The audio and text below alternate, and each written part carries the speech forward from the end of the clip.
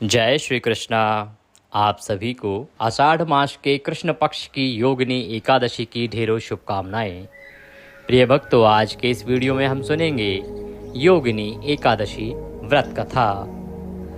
आज के दिन जो कोई इस कथा को सुनता है उसे भगवान श्रीहरि के आशीर्वाद से 88,000 ब्राह्मणों को भोजन कराने का फल प्राप्त होता है। इस कथा के श्रवण मात्र से ही मनुष्य के सभी दुख दूर हो जाते हैं, सभी पापों का अंत होता है। आज के दिन जो एकादशी का व्रत करते हैं उन्हें तो यह कथा सुननी ही चाहिए। यदि जो व्रत नहीं कर रहे हैं वो भी इस कथा को सुनते हैं तो इस कथा का पुण्य फल उन्हें भी अवश्य ही प्राप्त होता है।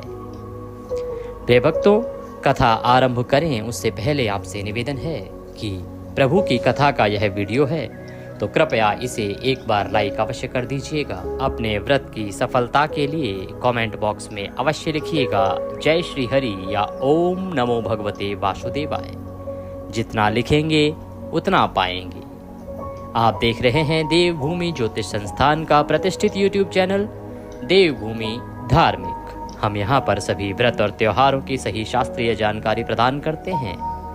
पंचांग के आधार पर बताते हैं आपको कि कौन सी तिथि कब है, क्या मुहूर्त है और किस दिन व्रत किया जाएगा। पुराणों के आधार पर बताते हैं कि व्रत की विधि क्या है, नियम क्या है, कैसे व्रत को करना चाहिए। तो सभी व्रत और त्योहारों की सही शास्त्रीय जानकारी प्राप्त करते रहना चाहते हैं तो कृपया चैनल को अभी सब्सक्राइब कीजिए और बेल आइकन को प्रेस कीजिएगा। जब आप सब्सक्राइब का बटन दबाएंगे तो वहाँ एक घंटी का निशान बना हुआ आएगा, बेल का निशान बना हुआ आएगा, उसको अवश्य दबाइएगा, तभी आपको हमारे सारे वीडियोस प्राप्त होंगे। तो चैनल को भी सब्सक्राइब कीजिए और बेल आइकन को प्रेस कीजिए। आइए प्रिय भक्तों, अब हम कथा आरंभ करते हैं। कथा के बाद आप अवश्य सुनिएगा विष्णु सहस्त्र नाम। उसका वीडियो भी हमने अपने चैनल पर अपलोड किया है। आज के दिन आपको विष्णु सहस्त्र नाम और कथा अवश्य श्रवण करनी चाहिए। सायंकाल को संभव हो तो नारायण रक्षा कवच का भी श्रवण कीजिएगा, क्योंकि सायंकाल को कीर्तन की महिमा कही गई है। यदि आप कीर्तन के लिए ना जा पाएं तो शाम को पुनः कथा, विष्णु सहस्त्र नाम, नारायण रक्षा कवच ये सभी सुन सकते हैं और कीर्तन का शुभ फल प्राप्त कर सकते हैं। आइए अब आरंभ करते हैं। अथ श्री योगिनी एकादश्याम व्रत कथा प्रारंभ। धर्मराज युधिष्ठिर कहने लगे कि महाराज, मैंने ज्येष्ठ शुक्ला एकादशी के व्रत का महात्म्य सुना। अब कृपा करके आषाढ़ कृष्णा एकादशी की कथा का वर्णन कीजिए। आषाढ़ मास के कृष्ण पक्ष की जो एकादशी है, इस एकादशी का क्या नाम है तथा इसका क्या महात्म्य है, कैसे इसको करना चाहिए, क्या इसकी विधि है, मैं यह जानने का इच्छुक हूँ। सो कृपा करके इसका मुझे वर्णन कीजिए। भगवान श्री कृष्ण जो सब पर अनुग्रह करते हैं और सभी पांडवों के साथ युधिष्ठिर पर भी प्रीति रखते हैं, कहने लगे कि हे राजन, आषाढ़ कृष्णा एकादशी का नाम योगिनी एकादशी है। इसके व्रत से समस्त पाप नष्ट हो जाते हैं। यह इस लोक में भोग और परलोक में मुक्ति देने वाली है। अर्थात ये एक ऐसी एकादशी है कि जब इसको करते हैं तो ये इस लोक में ही आपकी सभी इच्छाओं को पूरा करती है। भोग से अभिप्राय है कि जो भी आपकी वो क्रियाएं, जो आवश्यकताएं या जो आपकी कामनाएं हैं जो इस जीवन में आप रखते हैं कुछ प्राप्त करने की, तो उनको प्राप्त कराती है। आप उनको भोगते हैं और उसके बाद ये एकादशी आपको परलोक में मुक्ति का काम करती है। तो दोनों ही स्थानों पर इसका पुण्य है। यह तीनों लोकों में प्रसिद्ध है। ऐसा नहीं कि केवल पृथ्वी लोक वाले ही इसको करते हैं, ये तीनों लोकों में की जाती है। हे धर्मराज, मैं तुमसे पुराणों में वर्णित कथा कहता हूं, सो तुम ध्यानपूर्वक सुनो। स्वर्ग धाम की अलका नामक नगरी में कुबेर नाम का एक राजा रहता था। वह शिव भक्त था और प्रतिदिन शिव की पूजा किया करता था। हेम नाम का एक माली पूजन के लिए उसके यहाँ फूल लाया करता था। प्रतिदिन राजा पूजन करता था और पूजन के लिए जो फूलों की आवश्यकता होती थी तो कौन लेके आता था फूल? हेम नाम का एक माली उसने रखा हुआ था। राजा के यहाँ हेम नाम का माली था, वो पूजा के लिए फूल लाके देता था। उस हेममाली की विशालाक्षी नाम की एक अत्यंत ही सुंदर स्त्री थी। एक दिन वह मानसरोवर से पुष्प तो लेने गया, परंतु कामासक्त होने के कारण वह अपनी स्त्री से हास्य विनोद तथा रमण करने लगा। इधर माली दोपहर तक पुष्प लेकर राजा के पास नहीं पहुंचा, उधर राजा उसकी राह देखता रहा। माली का काम था प्रतिदिन राजा के लिए पूजा के लिए पुष्प लेके जाना, लेकिन एक दिन क्या हुआ कि वो फूल लेने तो गया, परंतु वह अपनी पत्नी के प्रेम में मुग्ध हो गया। उसे याद ही नहीं रहा कि राजा के यहाँ पूजा का समय है, भगवान की पूजा का समय है और वो पुष्प भी लेने जाने हैं, वो पुष्प राजा के यहाँ पहुँचाने भी हैं।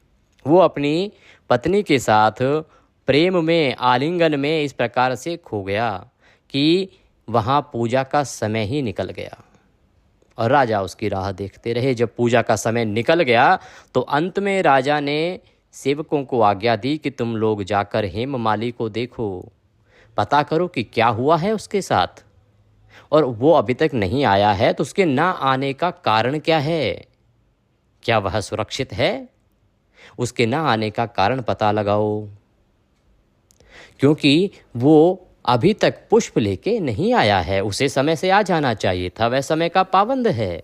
मेरे प्रभु की पूजा के समय से पहले वह प्रतिदिन आ जाता है, फिर आज क्या हुआ, क्या उसके साथ कोई दुर्घटना तो नहीं घट गई? आप कृपया जाएं और सभी जाके उसके न आने का कारण पता लगाएं और उसका कुशल क्षेम पता करें। तभी सेवकों ने कहा कि महाराज, आप नहीं जानते, वह पापी अति कामी है, वह अपनी स्त्री से हास्य विनोद तथा रमण कर रहा होगा, वह इसी प्रकार का व्यवहार करता है। यह सुनकर कुबेर को बड़ा क्रोध आया। क्रोधित होकर उसने हेममाली को बुलाया। सैनिक गए, हेममाली को पकड़ के लेके आए। हेममाली राजा के भय से कांपता हुआ उपस्थित हुआ।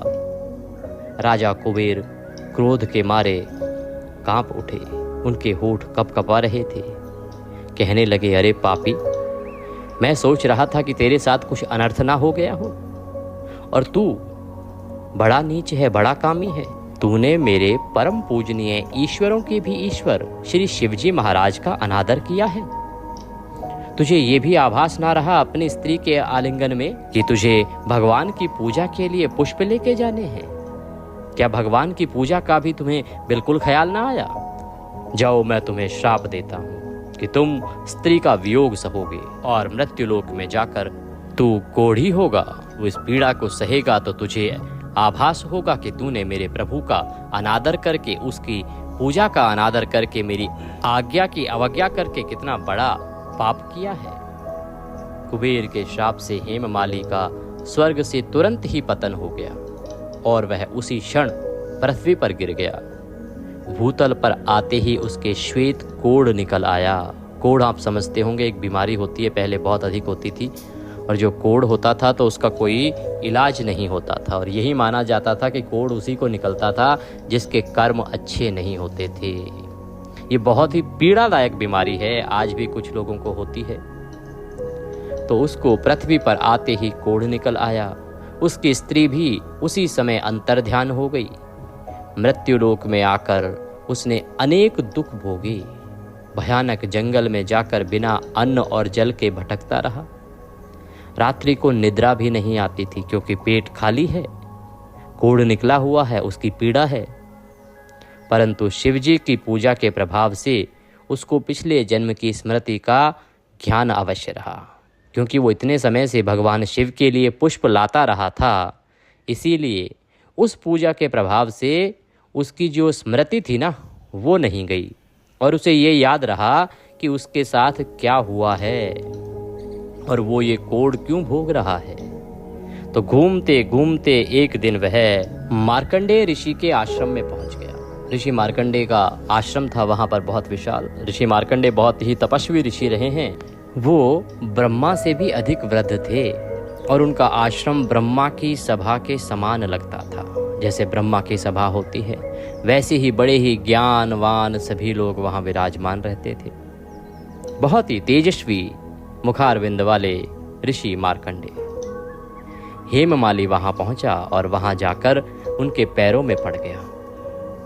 उसको देखकर मार्कंडेय जी बोले कि ऐसा कौन सा पाप तूने किया है जिसके प्रभाव से तू कोढ़ी होकर महान दुख भोग रहा है? तू कौन है? हेममाली कहने लगा कि प्रभु, मैं कुबेर का सेवक हूँ, मेरा नाम हेममाली है। मैं राजा की पूजा के लिए नित्य प्रति पुष्प लाया करता था। एक दिन मुझे अपनी स्त्री के साथ विहार करते देर हो गई और दोपहर तक पुष्प लेकर नहीं पहुंच सका। इस कारण से राजा पूजा नहीं कर पाया। उनकी पूजा का जो नियम था वह भंग हो गया और उन्होंने क्रोध में आकर मुझे श्राप दे दिया कि तुझे स्त्री का वियोग होगा और मृत्युलोक में जाकर कोढ़ी बनकर दुख भोगेगा। हे ऋषिवर, इसी श्राप से पीड़ित मैं कोढ़ी होकर अत्यंत दुख भोग रहा हूं। अतः आप कोई ऐसा उपाय बताएं भगवान, जिससे मेरा यह दुख दूर हो जाए। मुझसे अब ये और सहन नहीं होता। मुझे अपनी गलती का आभास है कि मुझसे गलती हुई, मुझसे भूल हुई प्रभु, लेकिन मुझसे अब ये दुख दूर कीजिए, मेरा दुख दूर कीजिए। मुझसे ये दुख और सहन नहीं होता। इस पर मार्कंडेय ऋषि बोले कि तूने मेरे सम्मुख क्योंकि सत्य वचन कहे हैं और ईश्वर कहते हैं कि सत्यभाषी की सदा सहायता करनी चाहिए। इसलिए मैं तेरे उद्धार के लिए एक उपाय बताता हूँ। तू उस उपाय को करेगा तो अवश्य ही तुझे इससे मुक्ति मिल जाएगी। तू एक व्रत करना। यदि तू आषाढ़ मास के कृष्ण पक्ष की एकादशी, जिसका नाम योगिनी एकादशी है, इसका विधि पूर्वक व्रत करेगा तो तेरे सब पाप नष्ट हो जाएंगे। सुबह सूर्योदय से पहले उठना, उठ के स्नान आदि करके स्वच्छ वस्त्र धारण करके व्रत करने का संकल्प लेना और संकल्प करके भगवान की पंचोपचार से पूजा करना, पूजन करके कथा श्रवण करना और नियमों का पालन करते हुए एकादशी का व्रत धारण करना।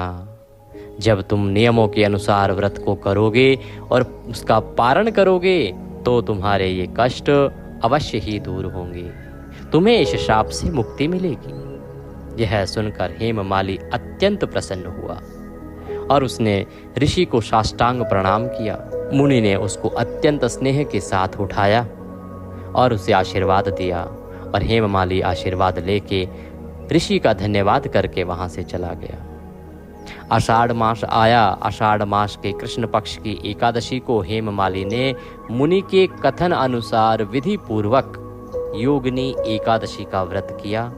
संकल्प करते हुए, पूजन करते हुए दिन को व्यतीत किया, कथा श्रवण की और अगले दिन इस व्रत का पारण किया। व्रत की पूर्णता होते ही इस एकादशी के पुण्य प्रभाव से वह अपने श्राप से मुक्त हो गया और अपने पुराने स्वरूप में आकर अपनी स्त्री को प्राप्त किया तथा उसके साथ विहार करने लगा। हे राजन, यह योगिनी एकादशी का व्रत 88,000 ब्राह्मणों को भोजन कराने के बराबर फल देता है। इसके व्रत से समस्त पाप दूर हो जाते हैं और अंत में व्यक्ति स्वर्ग की प्राप्ति करता है, वह स्वर्ग को प्राप्त करता है। यदि व्यक्ति ने कोई घोर पाप भी किया हो या कोई श्राप भी उसे लगा हो तो वह उससे भी मुक्त हो जाता है। बोलिए श्री विष्णु भगवान की जय। बोलिए कृष्ण कन्हैया लाल की जय। इसी के साथ ये योगिनी एकादशी की कथा यहाँ पूर्ण होती है। अब हम सुनेंगे विष्णु सहस्त्र नाम।